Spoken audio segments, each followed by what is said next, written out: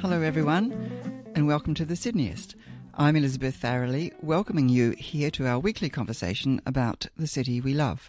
Our motto is much curiosity, a smidgen of cheek and definitely no whinging. Tonight we're talking about roofs, about rooftop cities in particular, and what a rooftop city might bring to Sydney. A little bit more possibly than things like keeping the rain off. And my guest this evening is Warren Livesey. I haven't actually checked the pronunciation of your name. Is that Correct. right, Warren? Yes. Yeah. Good evening, and thank you for being here. Welcome. Thanks for having me. Warren has set up two rooftop type things here. Well, not specifically here, actually. There's ARAD, which is the Association of Rooftop and Airspace Development, Yep. which is an international organisation. And there's also By Airspace, which is a commercial venture. This is a declaration so that we're not accused of conflict of interest. We're going to talk about the idea of rooftop development rather than necessarily doing a commercial for you. No. But because we're community radio and we're like that. But it is a very interesting idea. So tell us, if you would, how this works and why roof space development, is that what we're calling it? Yes. In Sydney I think of, there's a building in St Leonard's where what was called shop top development was actually 60 stories on top of something very small. But that's not what you're talking about, is it? No. No. Not particularly anyway. It's referred to as rooftop development or airspace development overseas. They refer to it here as vertical extensions, quite well known for it. But ultimately, it sounds like something you do with your hair or your eyelashes. Yeah, it's not very sexy, no, is it? It's not very sexy. No. Airspace or rooftop is the most clearest part to it. But ultimately, airspace or rooftop development is any of the airspace above a building up until where council allow you to build. Yeah. So when you actually buy a property, you actually own all the airspace all the way to heaven and all the way to hell. It's just the council. And isn't it, unless there's some mining happening underneath, in which case no, but... Correct. Probably not mining the air above your roof. Okay. Tricky to build down there, yeah. Oh, no, maybe.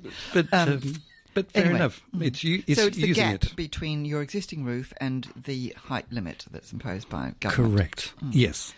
Okay.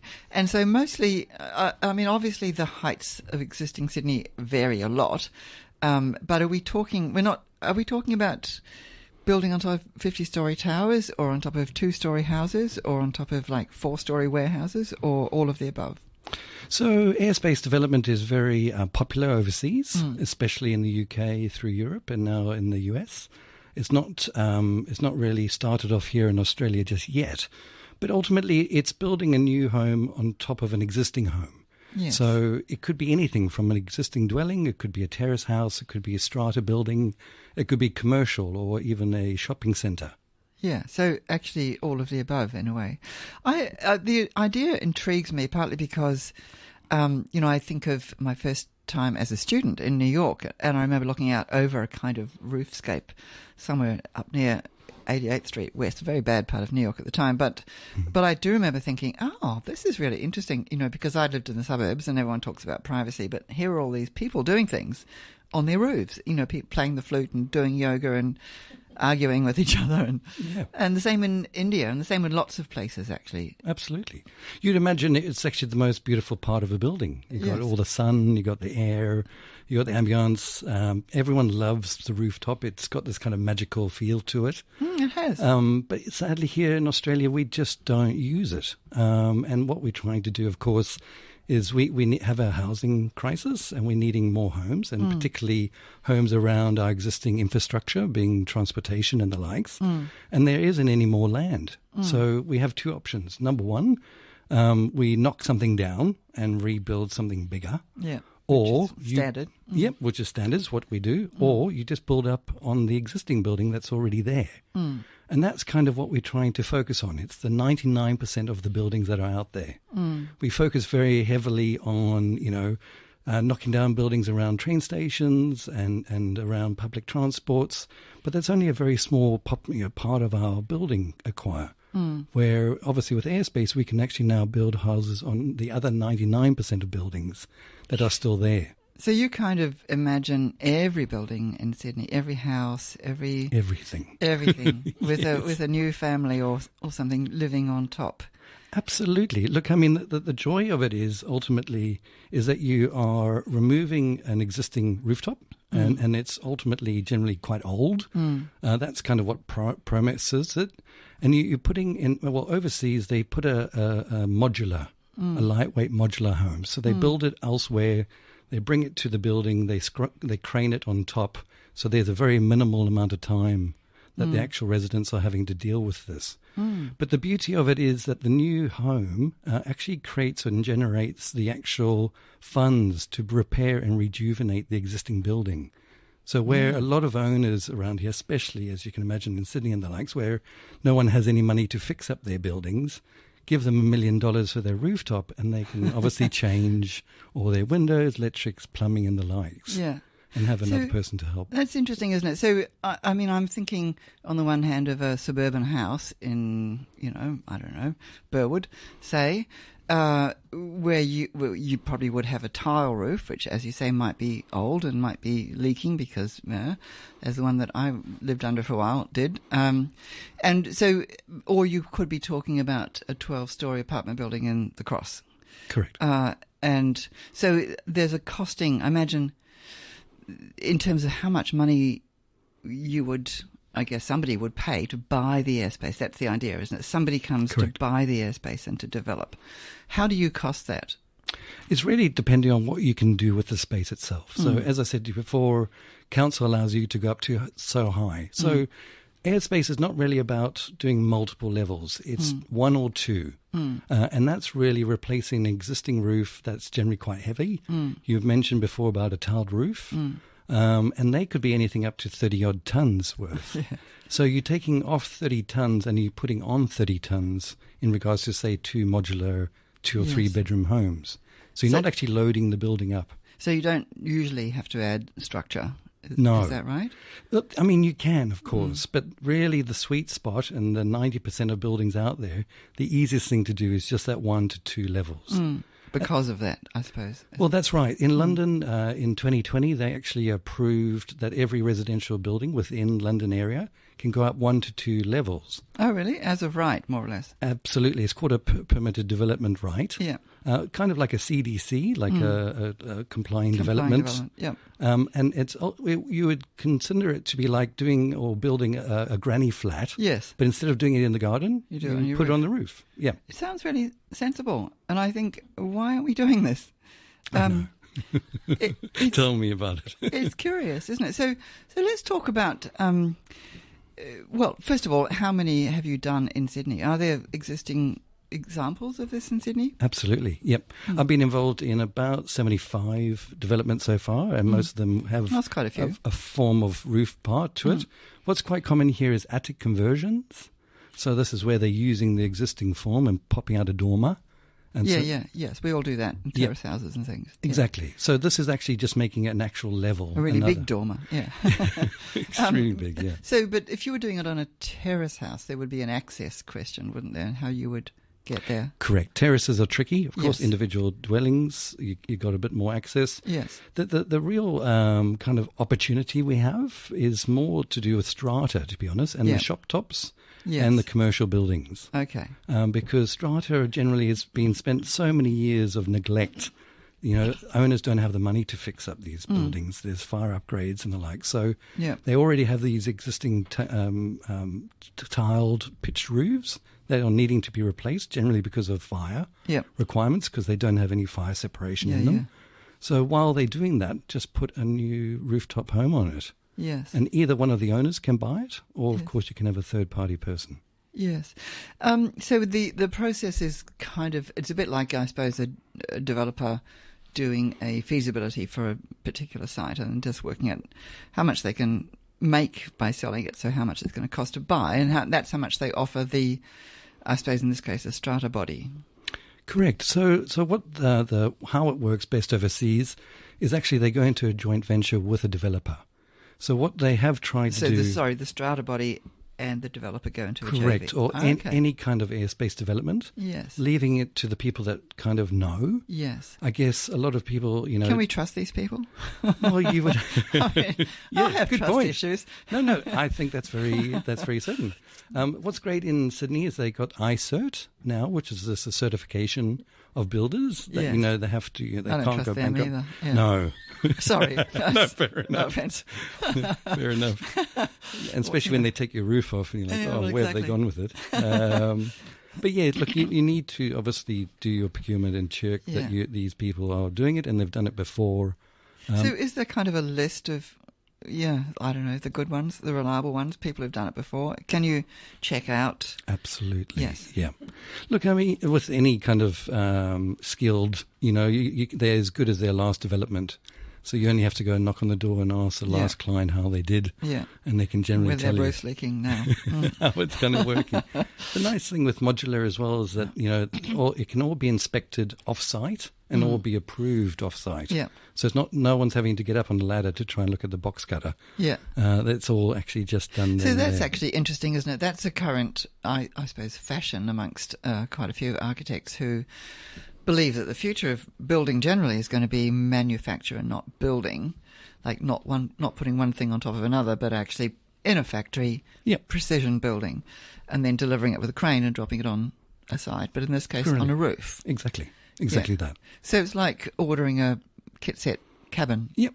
Or something. Well, kind of. how a car is made in a factory, Yes. you know, and it's a very precise type of equipment. Same thing with housing. You know, it can be done by robots. It can be done 7 days a week, 24 hours a day. Yeah. You're not open to the elements, I guess. And obviously, you know, the local is because it's a live site. People are living at the house. They're not having to listen to all the noise or the chippies and the driveways and deliveries and trucks coming through. So how long would it take from the point of signing up to the point of delivery, and then from the point of delivery to when they stop hammering on your roof? Generally 6 weeks. Okay. So it's quick. 6 weeks delivery time, or 6 weeks construction, as it were, construction time? Generally 6 weeks construction, 6 weeks on site. So, yeah. But look, I mean, it's a romantic notion that we would just do modular for everything. Yeah. But, you know, with Sydney having very narrow roads, you know, we have smaller trucks that can fit down them, and so therefore we can't have huge modular homes. Drones. Yes. So it may be modular in smaller parts, but presently what we're doing is... So here comes your bathroom. Yes. Yeah. Yep. Pretty much. Pretty much. So you just one last question before we stop for a music break. You call this gentle density. So how gentle? It is gentle in some ways, I can see. Is it gentle living with someone on your roof and having someone build on your roof? Does that feel gentle? No, the density is just going one or two additional levels throughout the whole suburb. Yep. So it's not a dramatic, knocking down, putting up this big concrete jungle for 1,000 people. We just add incremental change. 5 there, 10 there, 3 there, 2 there, plus, and that's where it's spread out, I guess you could call it. Yeah, and one thing that appeals to me about that is it encourages small developers rather than the great big, absolutely mammoth kind of corporate. Which have the very high which bring costs. up my trust issue. Yeah, we'll get over that. Don't worry. Anyway, that is a perfect time to stop for some music.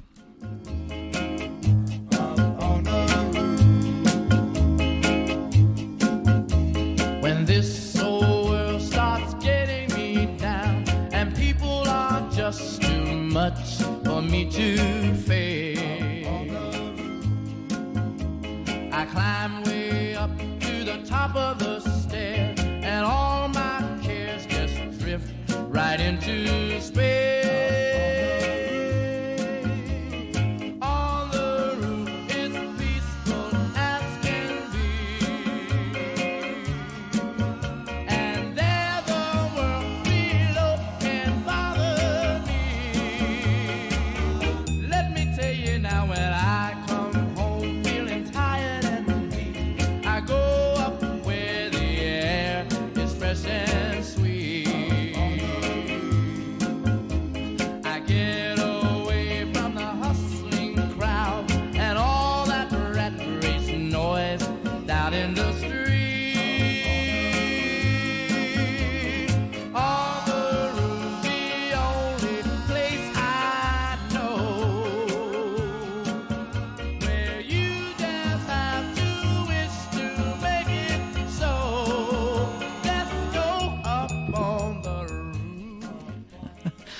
That is a track called Up on the Roof, which you probably know by the Drifters. We decided we loved the original version rather than any of the many covers from 1962.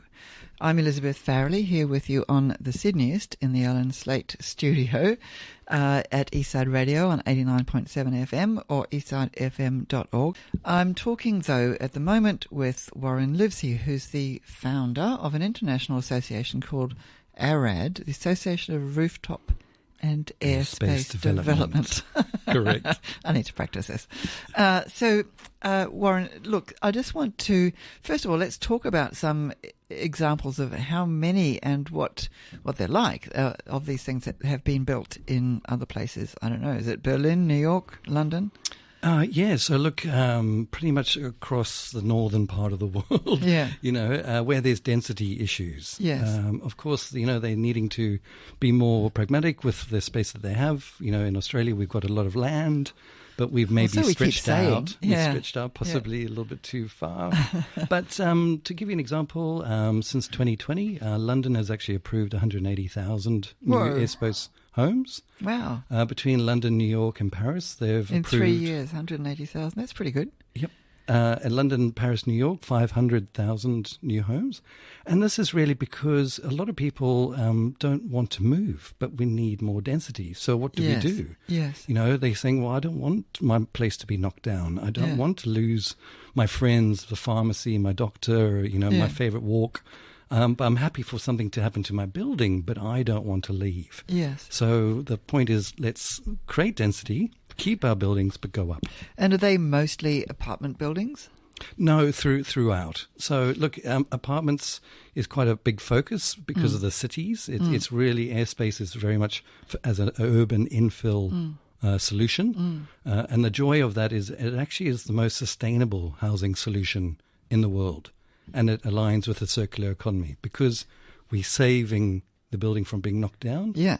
We're putting a carbon neutral house on the top, and we're not having to replace it with another concrete intensive building in its place. So that's actually huge, isn't it? Because you're doing a number of things for the environment and for climate change. One is increasing density.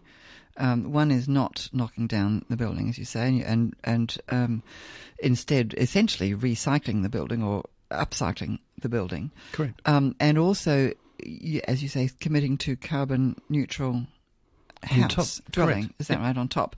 So let's talk for a minute about how you achieve that. Mm-hmm. Well, traditionally it's wood or with a cross-laminated timber or a lightweight steel structure. So you're not all the foundations are generally already there. Your electricity, water, and gas are already connected. So you're just having to get rid of. So you're talking about the construction, which is carbon neutral. Yes, correct. But then also it has solar. Is that right? Correct, solar, and generally overseas they're rainwater harvesting. And is that kind of required, or is that just something that has become part of the package? It's not required, but we do get government subsidies in order to help do that. Yes. So instead of replacing it with a tile, we actually put a photosynthesis type panel that acts as the roof. So which is not an SPV; it's a photosynthetic roof panel. Correct. Photovoltaic. Yep. Okay, that's really interesting, isn't it? So let's talk now about how this might work in Sydney. We've got these housing targets, as you know. Yep. New South Wales has committed to 377,000 new dwellings in the next, I forget how many, I think it's by 2029 or something ridiculous. 5 years. Yes, which is not a long time for that new dwellings. No. So, I don't have any idea how many dwellings could we do this way in Sydney?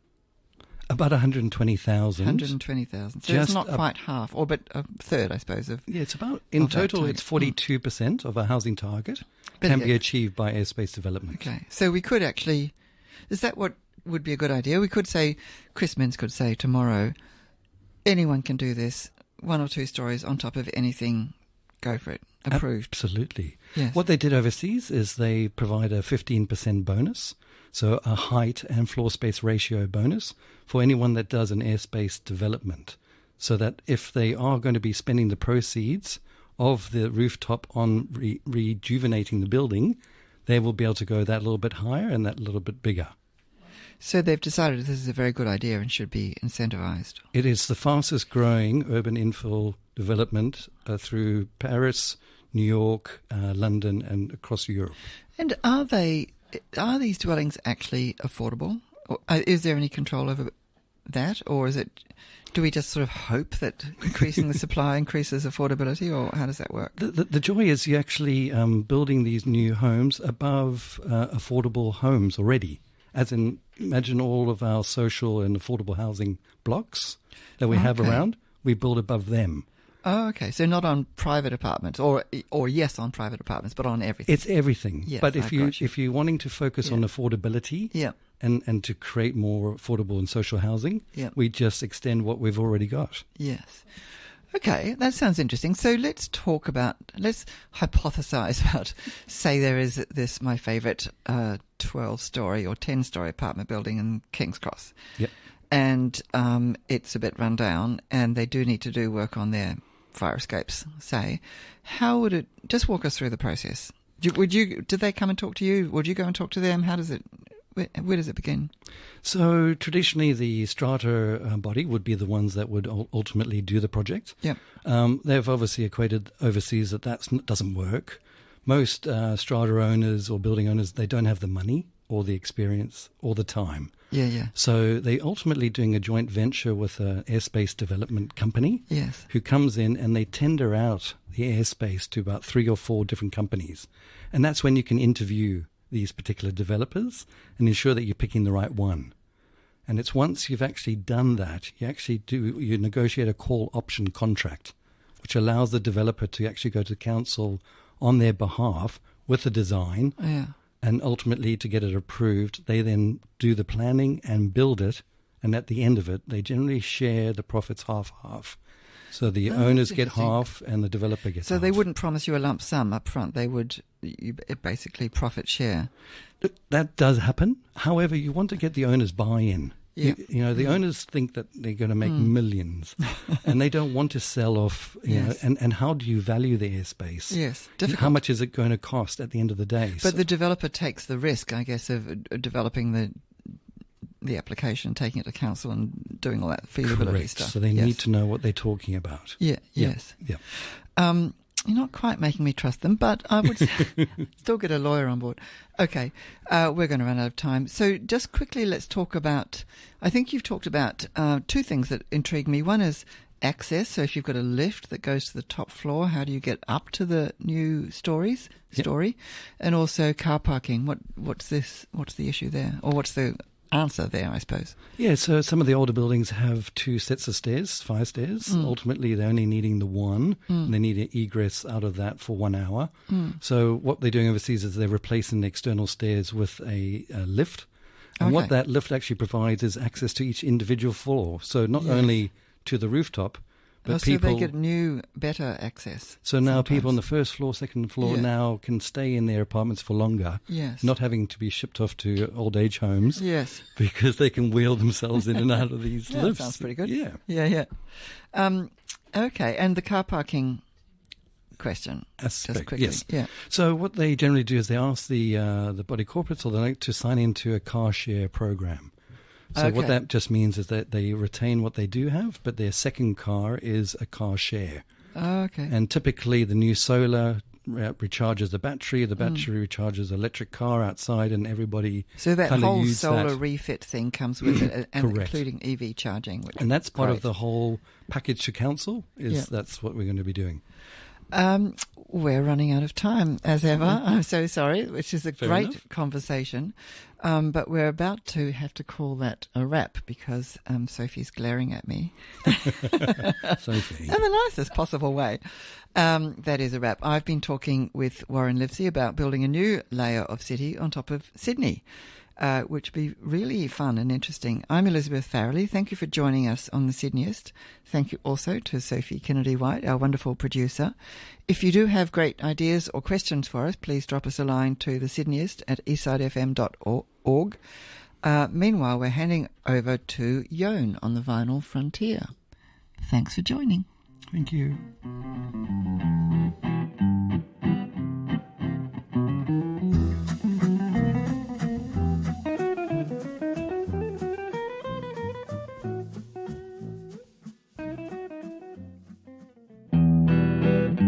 Hello, city dwellers. Ever wondered what makes Sydney tick? Well, hold on to your skyscrapers because the Sydneyist is about to unravel the secrets of the concrete jungle like never before.